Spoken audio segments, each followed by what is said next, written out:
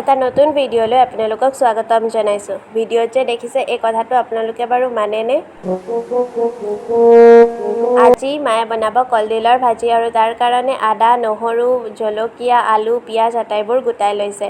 প্ৰথমে সৰু কলডিল হয় সেইটো পিহি লৈছে। আচলতে ধুমুহাত গছ ভাঙি গ'ল যে কলডিলটো ডাঙৰ হ'বলৈ নাপালে।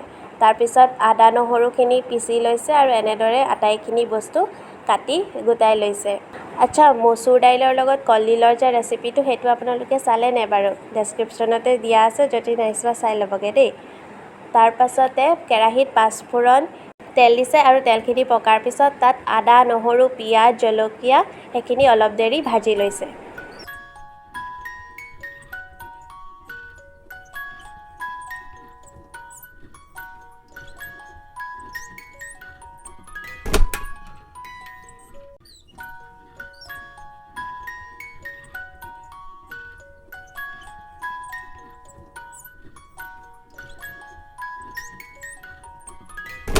ভাজি হোৱাৰ পাছতে তাত সোৱাদমতে নিমখ, হালধি আৰু সচৰাচৰ ঘৰত আমি ব্যৱহাৰ যে কৰোঁ সেই মছলাখিনি দিছে। কিন্তু মায়ে ঘৰতে বনোৱা গৰম মছলাটো ব্যৱহাৰ কৰিছে। সেইটো ৰেচিপি যদি লাগে লিংক দিয়া আছে, চাই ল'ব।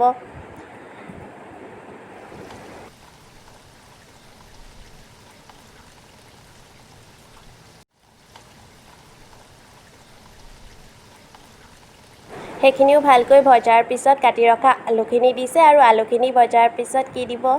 মেইন ইনগ্ৰিডিয়েণ্টটো আকৌ আমাৰ কলডিলখিনিও আলু আৰু মছলাখিনিৰ লগত মিহলোৱাৰ পাছত 10 মিনিটৰ কাৰণে ঢাকি দিব।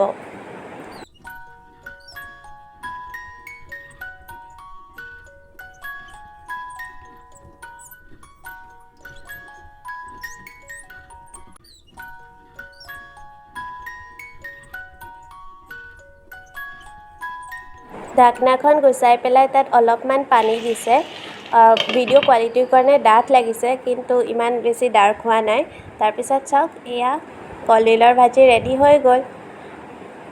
খাই ভাল লাগে আকৌ, হয়নে বাৰু? ভিডিঅ'টো কেনেকুৱা লাগিলে জনাব দেই, আৰু চেনেলটো ছাবস্ক্ৰাইব কৰি যাব যাতে বেলেগ বেলেগ ধৰণৰ আৰু ঢেৰ ভিডিঅ'জ আনিব পাৰোঁ। আজি চিম্পল থালিখন এনেকৈয়ে। আকৌ এটা নতুন ভিডিঅ'ৰ সৈতে লগ পাম। আজিলৈ বাই বাই।